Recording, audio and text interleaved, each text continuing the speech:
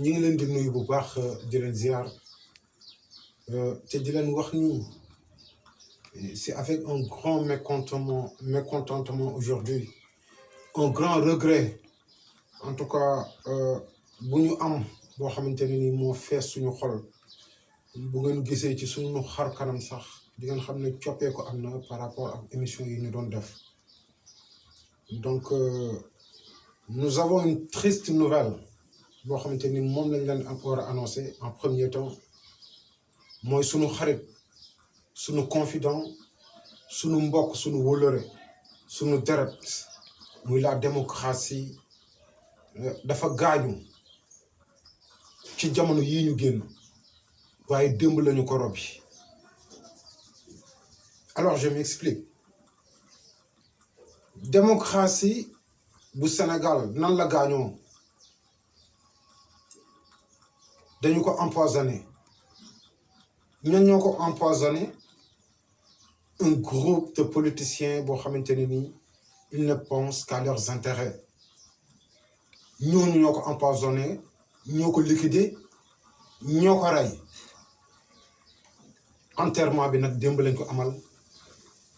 ginnaaw bi ñu levé li nga xamante ne nii moo doon mbalaanu kiiraayu mu nekk un député qui est élu par le peuple mu nekk koo xamante ne nii ku ñu respecté la mu nekk koo xamante ne nii nit ku dëggu la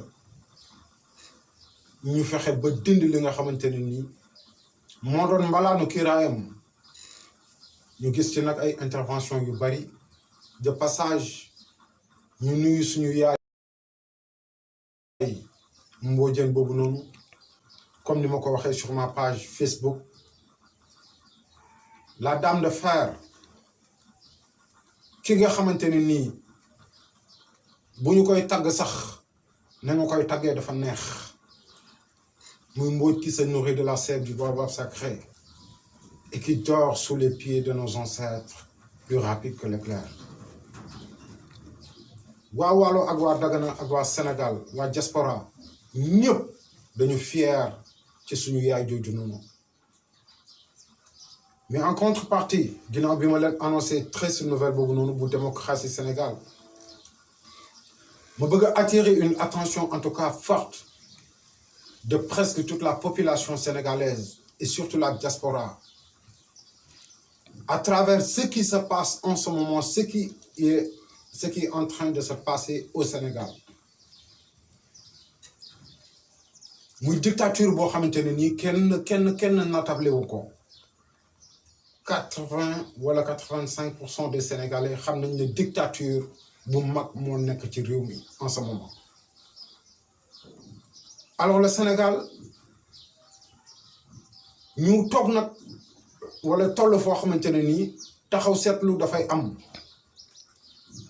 te posé wu la question depuis 1960 de nos jours lan la ñu def yàlla wala lan la ñu def nos dirigeants pour que ñu mérité tey jii nii en 2021 ñu dund de l'esclavage. C'est une question à noter, à méditer et à répondre plus tard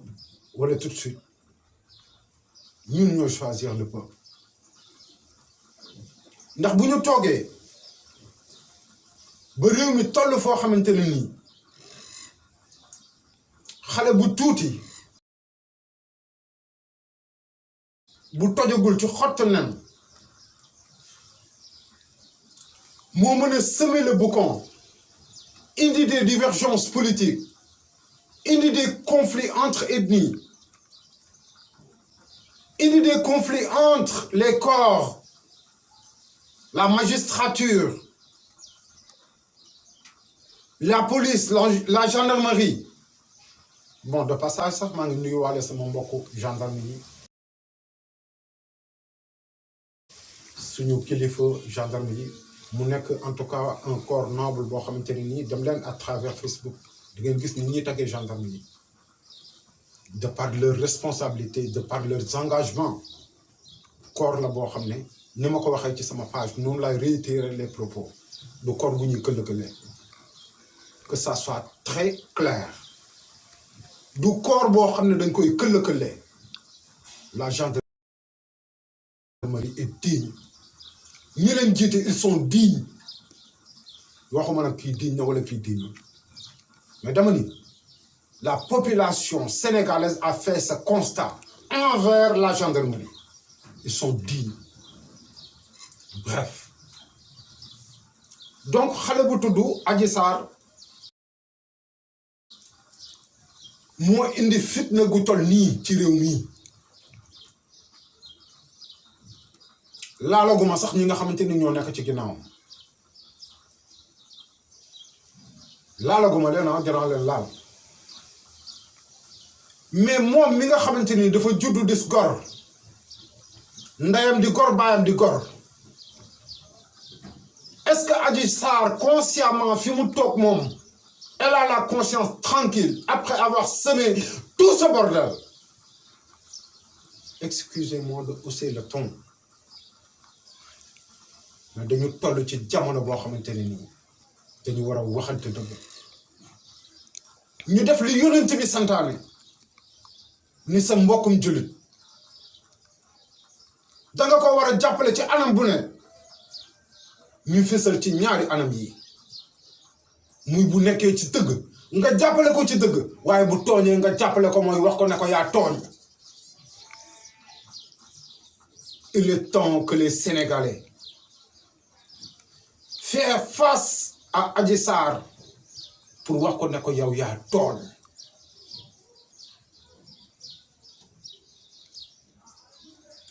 Adji Sarr lan lay tontu ci faram bi nga xamante ne nii dafa nekkoon Kayar ba mu ko wooyee ne ko damaa war a séq ak yow daf ne ko carrément soo ma joxul xaalis du ma séq ak yow waa ji gétti ji ba am 4 junni dem jënd ay yére yu rafet la sal weccatam ñëw indil ko Adji Sarr ne ko il faut ñu ànd kër ga ma déposé ko ñu door a dem sa kër dugg biir këram déposé yére yi yooxu waa ji sàccee ñu téye waa ji sonal ko 3 fan waa ji bi mu génnee dafa dugg Mauritanie dugg Mauritanie moo ko indil mu am gaal dugg Espagne. Mais Sénégalais, je vais vous poser une question. Retracez leen le parcours de Adji Sarr ngeen xool Adji Sarr képp ku mu masa laal dafa mel ni daf lay jëg waa ji da doon jéemantu góorgóorlu la woon comme man mais coow loolu ba mu ca génnee 3 fan ci gendarmerie ca la dem Mauritanie laa wax fa la jógee am gaal dem Espagne dafa laal Ousmane Sonko rek àdduna gën a bëgg Ousmane Sonko gis naa leen ñu ànd ak yow ci jëf ci ñaaw ji nga jëf bu ñuy rappelé wu tey jii l'histoire de Talatay Nder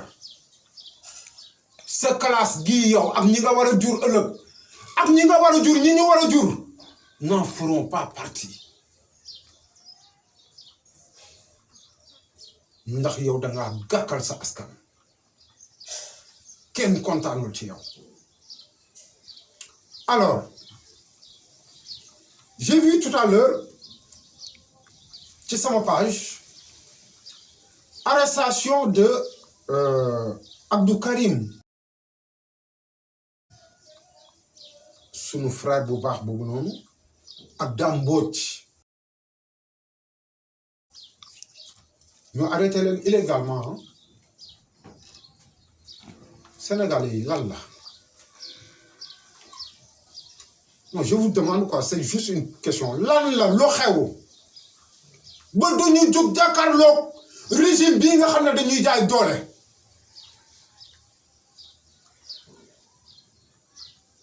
bu fi kenn ne dañoo yëkkati fitna bu fi kenn ne dañuy woote à la violence mais doole buñ la koy jaay nag dangaa war a taxaw résister donte dañ lay duma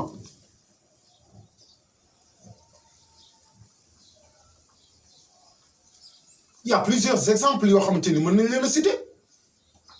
mais le cas de Karim Wade est là benn doom ci baayam Macky Sall ne ko coppet tëj yóbbee Ablaye Wade naxaru àdduna Khalifa Sall ne bërët nara dugg ci ay yella mu ne ko coppet etc etc etc. La plupart des Sénégalais boo leen waxee xam nga lu ñu lay wax ils te disent que jarul wax xaaral ba 2024 ñu wan ko suñu carte ñun ñooy toog ba 2024 fekk 2024 Ousmane Sonko mi ngi en prison mais ce sera trop tard bu ñu toogee ma ne ba 2024 day fekk keneen la ñuy wooteel ku dul Sonko parce que prison la koy fekk te ñi koy wax il faut pas faire le con yéen a ñu gën a xam ni bu ñu seetaanee ce régime là Sonko 2024 du ko fekk prison la koy fekk.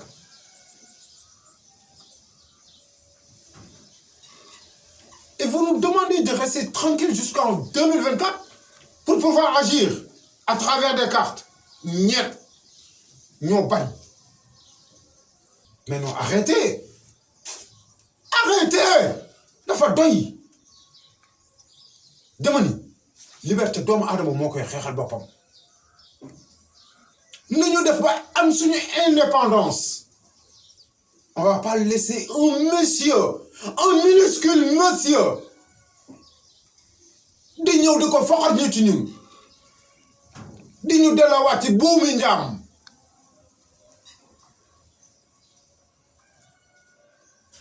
Du dëgg du yoon.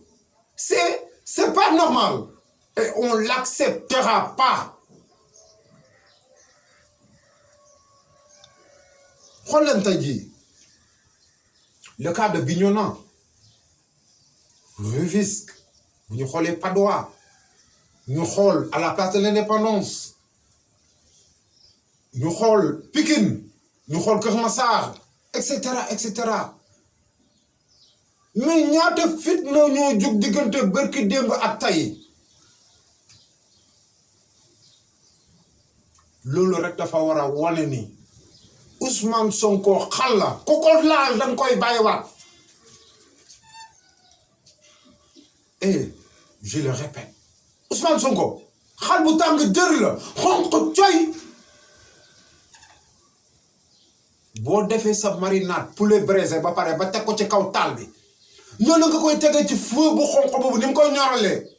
boo laalee Ousmane Sonko noonu ngay ñoree.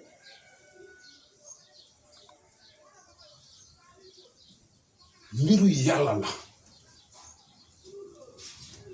mën na bañ a nekk jàngam mën na bañ a nekk jubam mën na bañ a nekk julliteem mais dama ne lii yàlla la ndogalu yàlla la. ci attention gis nga ko nar a falu mandarga yii ngay am mandarga yii Ousmane Sonko di dund jamono yii moom ngay am. kon leer na leen ni Ousmane Sonko day toog. alors ñeexu tam xarit bi jeex na ci cere ji jëndi leen meew sotti ko ci yëngal te naan may seen bopp jàmm parce que moo gën lu ko may tam xaritu déwén du leen fi fekk.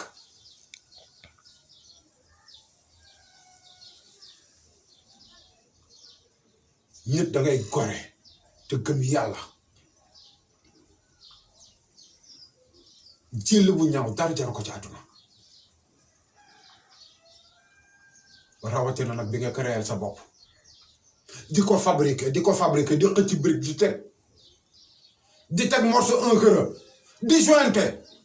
ba sa jël la nekk jël bu ñaaw dara gënu koo yéeme ni ñu moytu loolu.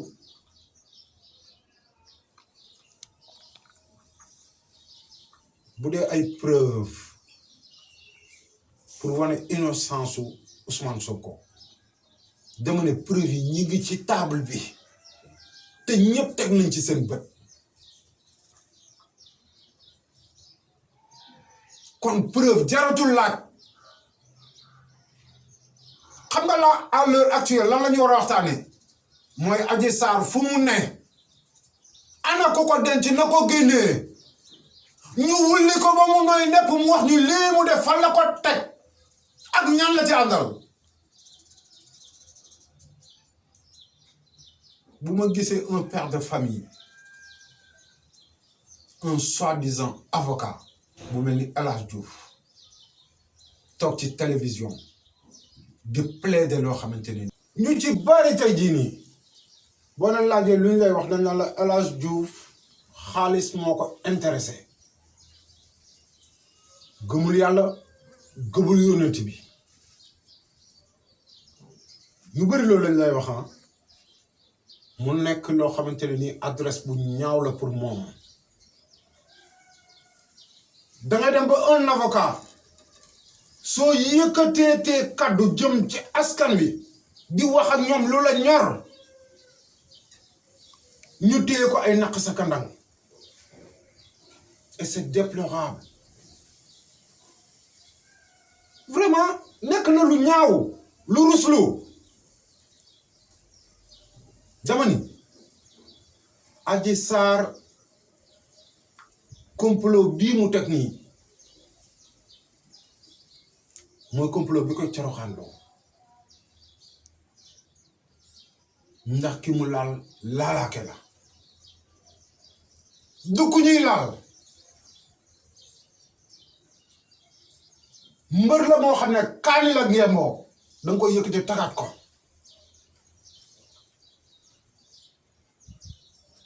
fi may daanelee nag mooy mobilisation pacifique